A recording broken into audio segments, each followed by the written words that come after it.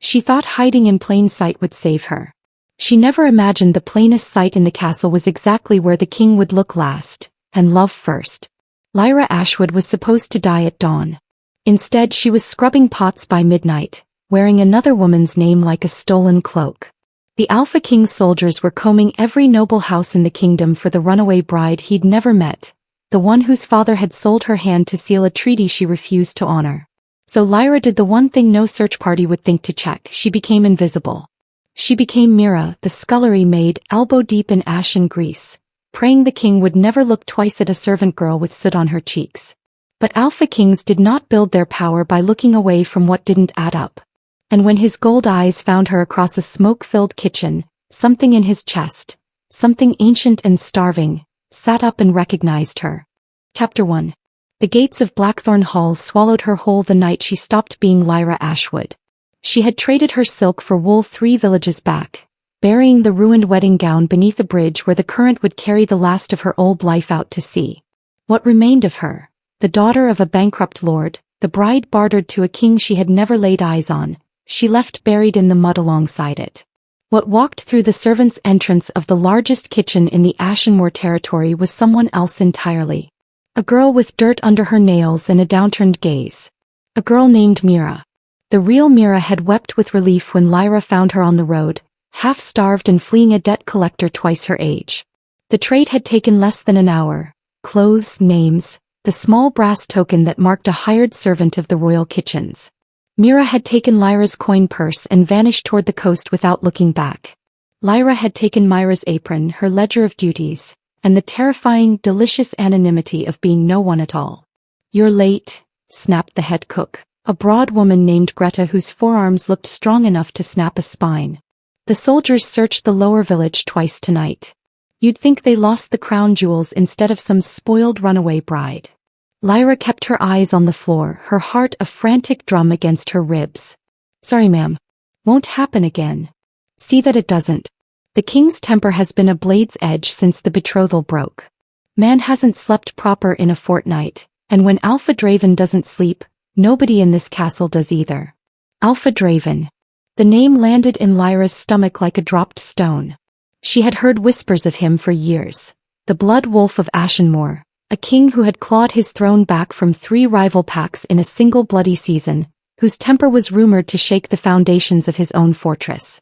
She had been terrified to marry a man like that. She had run rather than become his possession.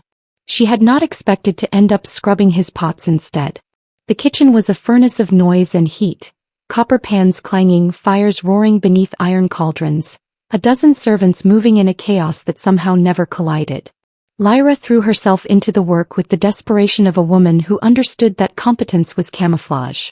She scrubbed until her knuckles bled. She hauled water until her shoulders screamed. And every hour when the great bell tolled from the watchtower she flinched, certain it heralded her discovery. It was past midnight when the kitchen doors slammed open and the temperature of the room dropped 10 degrees in a single breath. He didn't announce himself. He didn't need to. Every servant in the kitchen dropped into an instinctive half-bow, the kind that came not from training but from something older, something bred into the marrow. Lyra, elbow deep in a basin of greasy water, only had time to duck her chin before he was already moving through the room like a storm looking for something to strike. He was larger than any man had a right to be, black hair damp with either sweat or rain, a torn tunic clinging to a chest built for war rather than court. His jaw was carved from granite, his mouth a hard, unforgiving line, and his eyes, when they swept the kitchen in search of whatever had brought him down from the royal wing at this hour, were a molten, furious gold. "Where is the wine from the eastern cellar?" His voice was gravel wrapped in silk, low enough that it shouldn't have carried, and yet it filled every corner of the room. Fetching it now, your majesty," Greta stammered, already barking orders at 2 younger servants. He said nothing more. He simply stood there, arms crossed, radiating impatience like heat off a forge, and then, for reasons Lyra would spend the rest of the night trying to understand, his gaze cut straight through the crowded kitchen and landed on her. She froze. Water dripped from her hands onto the stone floor. His nostrils flared, once subtle, and something crossed his expression that she couldn't name. Not recognition, not quite. Something closer to hunger. "You," he said. "You." Her mouth had gone bone dry. "Why yes, your majesty. Started this week." He held her gaze a moment too long. Long enough that the noise of the kitchen seemed to fall away entirely, long enough that her pulse climbed into her throat and stayed there. Then Greta returned with the wine, breathless, and the king turned without another word and disappeared back into the dark corridor from which he'd come. Lyra exhaled like she'd been drowning. She had no way of knowing that Alpha Draven had walked 3 floors back to his chambers with the ghost of a scent still clinging to the inside of his lungs. Cedar and rain and something achingly, impossibly familiar. Something his wolf had been howling for since the moment the betrothal was signed and broken in the same breath. He didn't sleep that night either. Draven stood at the window of his private study long after the castle had gone quiet, staring out at the black expanse of the Ashenmoor forest, turning the strange, electric jolt from the kitchen over and over in his mind like a coin he couldn't stop flipping. He had smelled thousands of servants in his lifetime, sweat and lye soap and the sour tang of exhaustion. He had never smelled that. Cedar. Rain. Something underneath it that made his wolf claw at the inside of his ribs, desperate and starving. It made no sense. His mate bond had never activated, not once, not in 28 years of waiting, not even during the humiliating farce of a betrothal to Lord Ashwood's runaway daughter, a woman who had apparently found the prospect of marrying him so intolerable she'd rather vanish into the countryside than say her vows. He had told himself he didn't care. Kings did not chase brides who ran. Kings had armies for that. And yet a scullery maid had walked past him with soot on her cheeks, and for one unbearable second, his entire body had gone taut with recognition. Impossible, he told himself.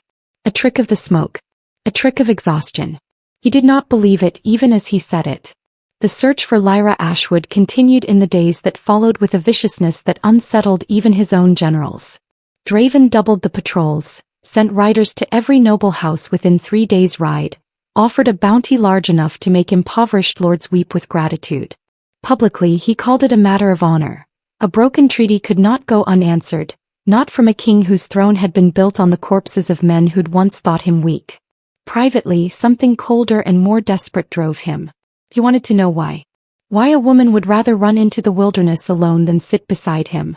Whether she'd heard the rumors of the blood on his hands and believed them the whole of him. Below him in the kitchens, Lyra scrubbed and hauled and kept her head down and told herself the same thing every night. 3 more months. 3 more months and the search will move on, and I'll slip away east and none of this will matter. She did not account for the king's habit of visiting the kitchens himself. It happened again 4 nights later. No warning, no announcement, simply the doors banging open and that same suffocating gravity filling the room. This time he wasn't looking for wine. He stood in the doorway for a long moment, gold eyes moving methodically across every face present, and Lyra understood with a sick lurch that he was hunting for something. For her, though he didn't yet know it. "Cook," he said without looking away from the room. The new girl. Mira, was it? Lyra's hands went still in the dough she'd been kneading. "Yes, Majesty," Greta said carefully. "She'll deliver my evening meal from now on. Personally." The kitchen went silent. Lyra felt every eye turned toward her, felt the blood drain from her face so fast she thought she might faint into the flour. This was not camouflage anymore. This was the opposite of camouflage. This was being handed a lantern and told to stand in the darkest part of the room. "Why yes, Majesty," she managed, because there was no version of refusal that wouldn't end in questions she couldn't answer. He left as abruptly as he'd arrived. The kitchen exhaled as one and Greta rounded on her with narrowed eyes. "What did you do to catch his eye, girl?" "Nothing," Lyra whispered and meant it and was terrified anyway. "Nothing at all." That evening she carried a tray up 3 flights of stone stairs with hands that would not stop shaking, rehearsing every possible disaster. Perhaps he suspected something. Perhaps someone had recognized her features from a portrait sent out with the search decree. Perhaps this was simply how kings amused themselves, by tormenting servant girls for sport. She was not prepared for the way he looked at her when she set the tray down on his desk. Not with suspicion. Not with cruelty. With the same raw, bewildered hunger she'd seen in the kitchen, magnified tenfold now that there was nothing between them but candlelight and silence. "Your name," he said quietly. "Say it again." "Mira, your Majesty." Something flickered across his face, disappointment almost as though he'd hoped for a different answer. He rose from his chair, and she had to fight every instinct that screamed at her to run as he crossed the room and stopped an arm's length away, close enough that she could feel the heat rolling off him like a physical thing. "You smell," he said low and rough, "like rain." Lyra's heart forgot how to beat. Chapter 3. She fled his study that night without being dismissed, an offense that could have earned a servant a beating, but Draven let her go without a word, standing motionless in the candlelight long after the door clicked shut, his fists clenched at his sides to keep from reaching for her. It was not until 3 days later that the danger sharpened into something with a name and a face. Lord Corwin Vale arrived at Blackthorn Hall with an entourage dressed in silver and blue, a smile too polished to be trusted, and a story that made Lyra's blood run cold the moment she overheard it drifting up from the great hall while delivering a tray of bread. He claimed to be Lyra Ashwood's cousin, come to aid the king's search out of family loyalty. He claimed to know her habits, her hiding places, the exact shape of the scar on her left wrist from a childhood fall. He was lying. Lyra had no cousin named Corwin. But watching him charm the court from the shadowed servants' corridor, she understood immediately what he actually wanted. Not to find her, but to be seen finding her, to insert himself into the king's favor by playing the hero of a search he had no real stake in. If he produced a false Lyra, or better yet, if he simply claimed credit for narrowing the hunt, his family's fading fortune would be restored overnight. The girl was seen crossing into Thornvale 3 days past, Corwin announced grandly to the assembled court, disguised no doubt as some manner of common servant. "I intend to search every household staff in the kingdom myself, your majesty, until she is found." Draven, seated on his obsidian throne with his jaw tight and his eyes distant, said nothing for a long moment. "Then, search where you like, Lord Vale. But do not mistake ambition for loyalty in my court. I will know the difference." Lyra pressed herself against the cold stone wall of the corridor, heart hammering. Every household staff. If Corwin Vale began interrogating servants, began comparing faces to whatever portrait he carried, her disguise would not survive a single conversation. She did not sleep that night. She lay awake in the servants' quarters, listening to the wind claw at the shutters, turning over every possible escape route. The eastern road, the smuggler's path through the hills, the risk of running versus the risk of staying. It was Greta, of all people, who found her still awake before dawn and, misreading her exhaustion for illness, ordered her to deliver the king's breakfast instead of one of the older girls. Lyra climbed the stairs to his study with her nerves stretched to breaking, certain that today would be the day everything unraveled. Draven was already awake, standing at the window in the pale grey light, and when he turned to look at her, something in his expression had hardened into resolve. "Lord Vale believes he'll find my bride in some village kitchen," he said without preamble. "He's wrong. She's already here." Lyra's blood turned to ice. "Majesty." He crossed the room slowly, and this time when he stopped in front of her, he reached out, not to seize her, not with violence, but to catch a loose strand of her hair between 2 fingers with a gentleness that unraveled her far more than any threat could have. "I don't know your name," he said quietly. "Not your true one. But I know what my wolf knows, and it has known since the moment you walked into that kitchen. You are not Mira the scullery maid. And you are terrified of something far larger than spoiled milk or a broken plate." She could barely breathe. "I don't know what you don't," he said, and there was no cruelty in it, only a raw, aching plea. "Don't lie to me again. Not you. I have hunted half this kingdom for a bride who ran from me before we ever met, and I have spent every night since wondering what kind of monster I must be that a woman would rather vanish into the wilderness than sit beside me at supper." His voice cracked just slightly on the last words. "Tell me the truth, whoever you are. I swear on my crown I will not harm you for it." Lyra stared up into those molten gold eyes, and for the first time since the wedding gown had drifted downriver into the dark, she felt the unbearable weight of her own name pressing up against her throat, demanding to be spoken. Chapter 4. She did not tell him. Not that morning. Fear won, as it so often does in the space between one heartbeat and the next. Fear of the treaty, of the soldiers, of every terrible rumor she'd heard about the blood wolf of Ashenmoor since she was a girl small enough to be frightened by fireside stories. She stammered something about exhaustion, about a fever dream, and fled the study with the king's gaze burning holes into her back the entire way down the stairs. Draven let her go a second time. He was beginning to understand that this particular creature would not be caught by cornering her. She would only run further, faster, deeper into whatever shadows she'd learned to disappear into. So instead he did something far more dangerous than pursuit. He waited. He kept her assigned to his meals. He asked her small, harmless questions, about the weather, about the bread, about nothing at all, and watched the way her shoulders slowly, incrementally, began to lower from around her ears each time she realized he wasn't going to strike. He noted, with the same predatory patience he'd used to reclaim his throne from 3 rival packs, every detail that didn't fit a scullery maid's life. The way she held a quill when she thought no one was looking, correcting a servant's tally with an educated hand before catching herself. The elegant, unpracticed way she apologized, as though she'd never had cause to apologize to a servant before because she'd always been the one served. He was nearly certain. His wolf had been certain from the first night. But certainty was not proof, and a king did not accuse a woman of treason on instinct alone, not even his own mate. Lord Corwin Vale meanwhile grew bolder and more dangerous by the day. Having found no trace of Lyra Ashwood in the surrounding villages, he turned his attention, as Lyra had feared, inward, toward the castle staff itself. He began appearing in the kitchens under thin pretenses, questioning servants about their pasts, their families, their scars.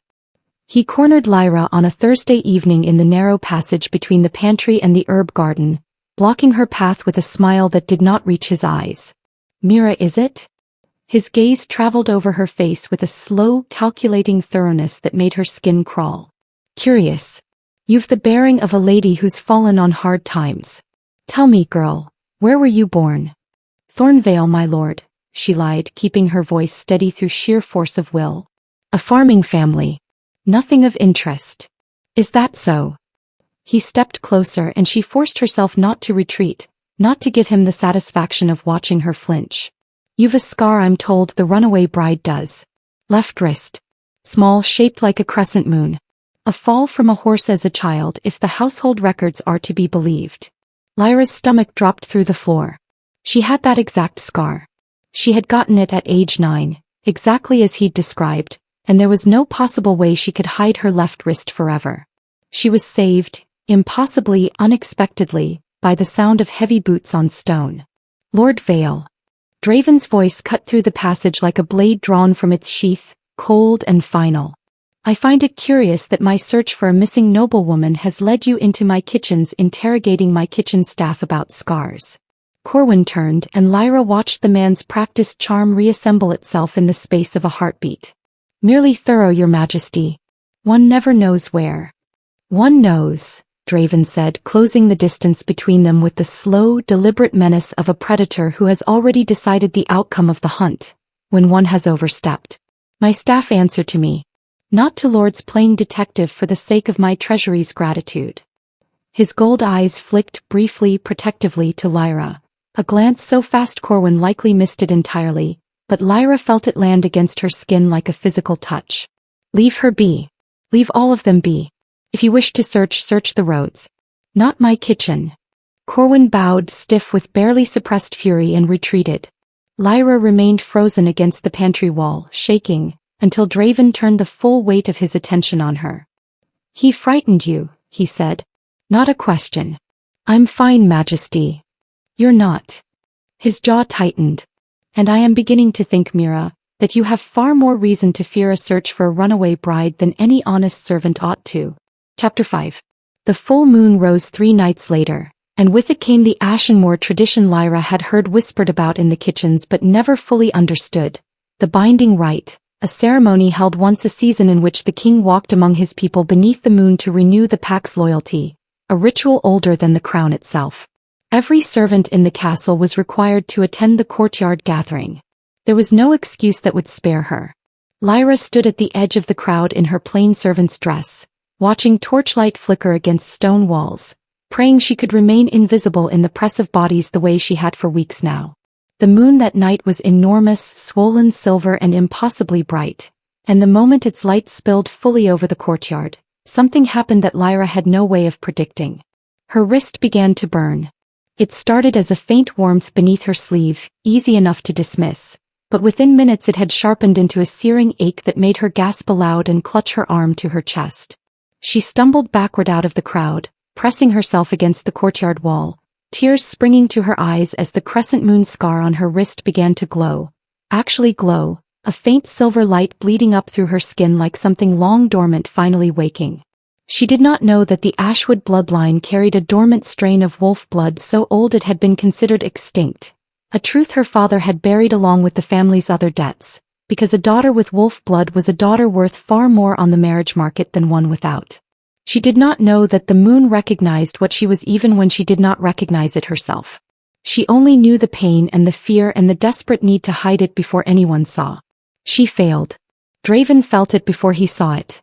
A violent electric pull low in his chest, his wolf surging so hard against its restraints that he nearly lost his footing on the dais mid-ceremony. He turned his head, scanning the crowd with a predator's instinct, and found her at the edge of the courtyard, doubled over against the wall, silver light bleeding from beneath her sleeve. He was across the courtyard before he'd consciously decided to move. Mira.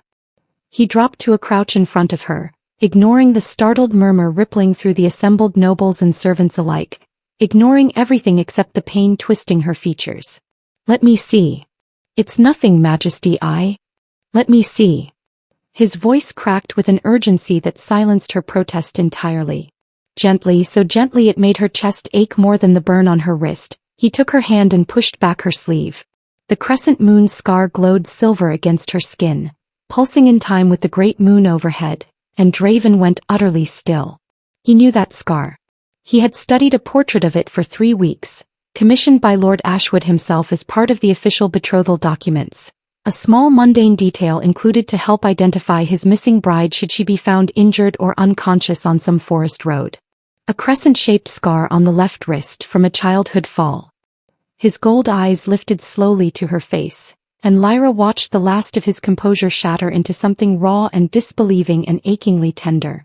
Lyra, he whispered, her true name spoken for the first time in weeks, and it hit her like a physical blow. Lyra Ashwood.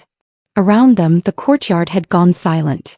Every servant, every noble, every soldier stood frozen, staring at the scullery made glowing silver beneath the full moon in the Alpha King's hands. Please, Lyra whispered, tears spilling freely now. Please don't hate me. I only ran because I was afraid. Of you, of the treaty, of everything they said you were. I didn't know any of this would happen.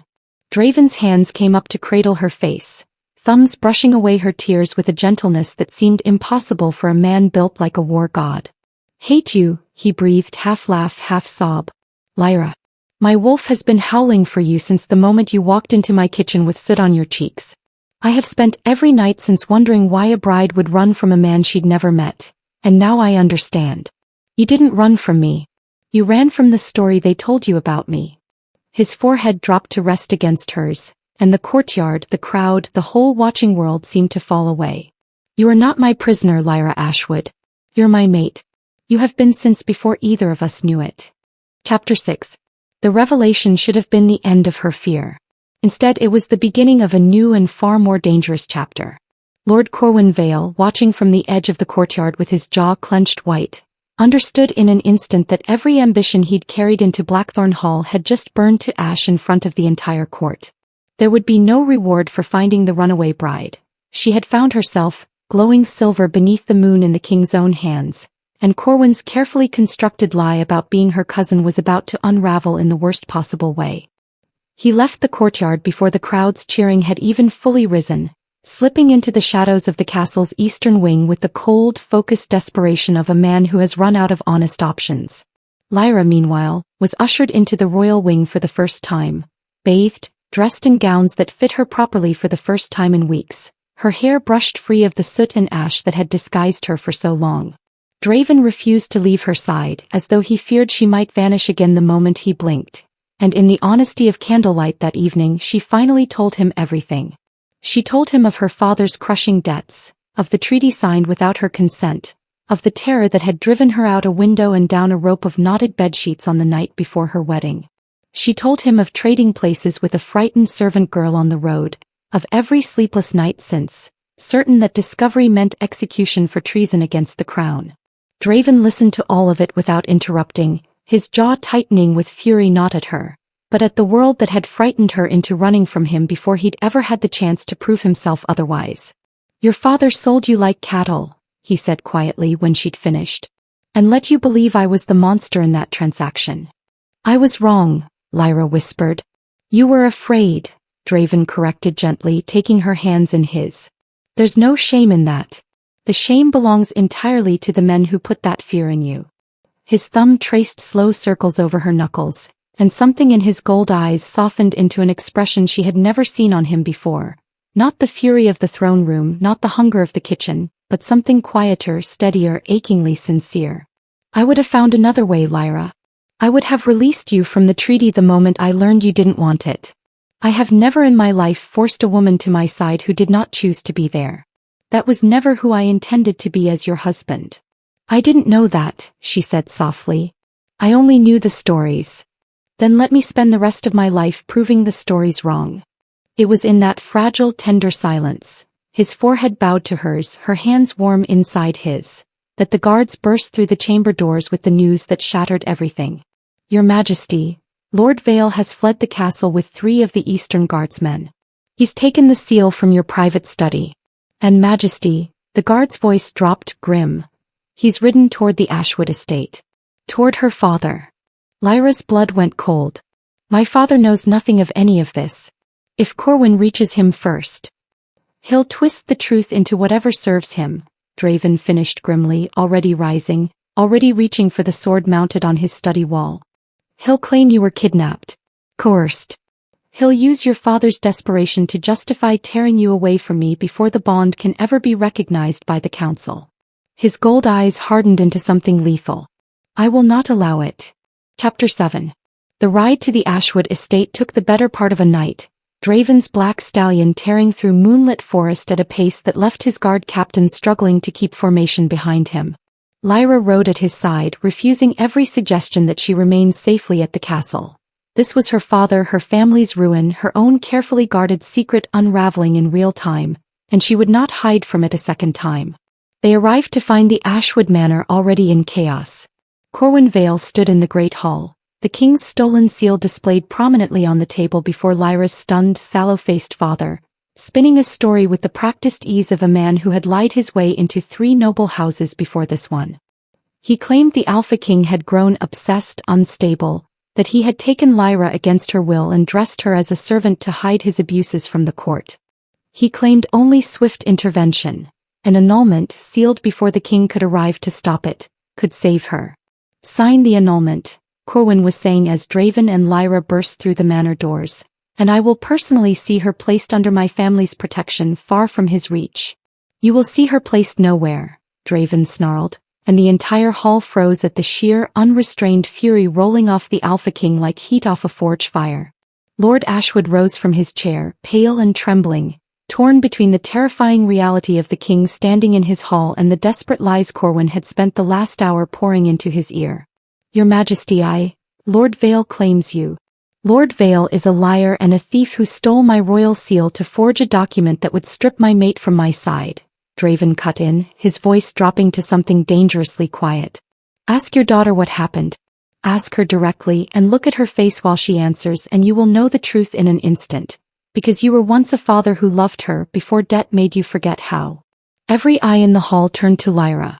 She stepped forward, chin lifted, the fear that had driven her out a window weeks ago finally, fully burned away. He didn't kidnap me, father. I ran from the wedding because I was terrified of a story I never bothered to question. I disguised myself as a servant to escape the search. A search he ordered not to punish me, but because he was afraid something terrible had happened to me on the road. When the truth came out, he told me I was free to walk away from the treaty if I wished it.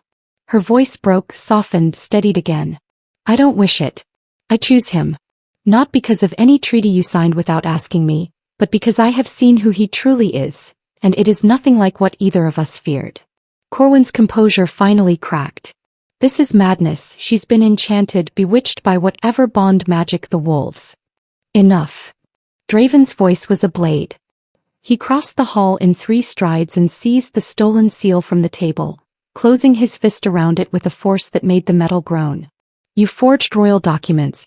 You conspired to steal a bonded mate from her alpha through fraud. Under Ashenmoor law, that is treason, and treason carries a single sentence. Corwin's eyes went wide with sudden genuine terror as the king's guard captain closed in behind him. Your Majesty, please, I only sought. You sought a crown you were never owed, built on the ruin of a woman who never asked for your interference. Draven's gaze was merciless. Take him. He will answer for this before my council, and every noble house in Ashenmoor will know exactly what becomes of those who prey on the desperate. As the guards dragged Corwin from the hall, Lord Ashwood sank back into his chair, his face a mask of shame. Lyra, I did not know the cost of what I signed. I only saw the debts and a way to erase them.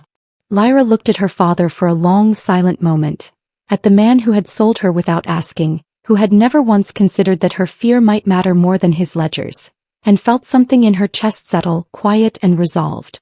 I forgive you, she said finally. But I will not forget. And I will not let another woman in this family ever be traded away like coin again. Chapter 8. The council convened 3 days later in the great throne room of Blackthorn Hall, every noble house within riding distance summoned to witness both Lord Vale's trial and the formal announcement they had all been whispering about since the night of the binding rite. Corwin Vale was stripped of his title and exiled beyond Ashenmoor's borders before the sun had fully risen. His family's lands ceased to repay the debts he'd hoped to erase through treachery. He left the throne room in chains, his once polished charm reduced to sputtering, useless protest, and not a single noble in attendance spoke a word in his defense. But it was what came after the trial that the entire kingdom would remember. Draven rose from his obsidian throne, and the hall fell silent in the particular, absolute way it only did when the blood wolf of Ashenmoor had something to say that mattered more than politics or war. 3 weeks ago, he began, his voice carrying to every corner of the chamber, a search was ordered for a runaway bride, a woman who fled a treaty forced upon her without consent, terrified of rumors she had every right to fear, given the reputation this crown has carried for far too long. He paused, gold eyes finding Lyra where she stood at the edge of the dais, dressed now not in servant's wool but in deep midnight blue silk that made her look every inch the noblewoman she'd been trying to hide. That search ended not because my soldiers found her, but because she found the courage to stop hiding from a truth her own wolf blood had already recognized. A murmur rippled through the assembled nobles. Draven descended the dais steps and crossed to where Lyra stood, and the entire hall watched breathless as he sank to one knee before her.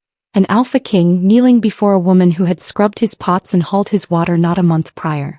Lyra Ashwood, he said loud enough for every soul in the chamber to hear, I do not offer you a treaty this time. I offer you a choice freely given, exactly as it should have been offered the first time. Will you stand beside me, not as a bride bartered for peace, but as my Luna, my equal, the other half of a bond my wolf recognized before I ever knew your name? Tears blurred her vision, but her answer came without a single moment of hesitation. Yes, she said, and the word rang out through the hall like a bell. Yes, Draven. I choose you. He rose and pulled her into his arms, and the throne room erupted into cheering so loud it shook the ancient rafters. Nobles who had spent weeks gossiping about the runaway bride now weeping openly at the sight of their king finally unmistakably happy. Draven cupped her face in both hands and kissed her before the entire assembled court, a kiss that sealed the bond in front of witnesses the way the moon had already sealed it beneath the sky, and Lyra felt the last of her fear dissolve into something warm and permanent and entirely her own. Chapter 9. The binding ceremony was held beneath the next full moon, in the same courtyard where Lyra's scar had first blazed silver and given her away. She wore white this time, not the ruined gown she'd abandoned in a river weeks ago, but a new one chosen for herself, embroidered with silver thread that caught the moonlight like captured starlight. Draven stood across from her in ceremonial black, his gold eyes never once leaving her face as the pack elder spoke the old words of binding, words older than the throne itself. When Draven bit gently at the curve of her shoulder, marking her as his Luna before the assembled pack, Lyra felt the bond settle into her chest with a warmth that chased out every last shadow of fear she had carried since the night she'd fled her own wedding. She was not being claimed. She was choosing and being chosen in return, and the difference was everything. Greta wept openly from the front row, clutching the hand of the real Mira, recovered at Draven's quiet insistence, from the coastal village where she'd fled, and given a permanent place at Blackthorn Hall along with more coin than she'd ever dreamed of, gratitude for the disguise that had, against all odds, brought her king his mate. Lyra's father stood at the edge of the crowd, quiet and humbled, watching his daughter glow with a happiness he had never given her the chance to find on his own terms. It would take years to rebuild what his debts had broken between them. But it was finally a beginning. Later, long after the celebration had wound down into soft music and low firelight, Draven led Lyra out onto the highest balcony of Blackthorn Hall, where the entire moonlit valley spread out beneath them like a kingdom finally at peace. "No more hiding," he murmured against her hair, his arms wrapped around her from behind, his chin resting atop her head as they watched the silver light spill over the mountains. "No more hiding," she agreed, leaning back into the solid warmth of him, the scent of cedar and rain wrapping around her like a promise. "Just us." He turned her gently in his arms, tilting her chin up with one careful finger, and kissed her slowly beneath the same moon that had once betrayed her secret and in doing so had given her everything she never knew she was looking for. Thank you for listening to this story. Please like, share and comment where you are watching from, and also don't forget to subscribe to this channel for more stories like this every day. Thank you and God bless you as you do.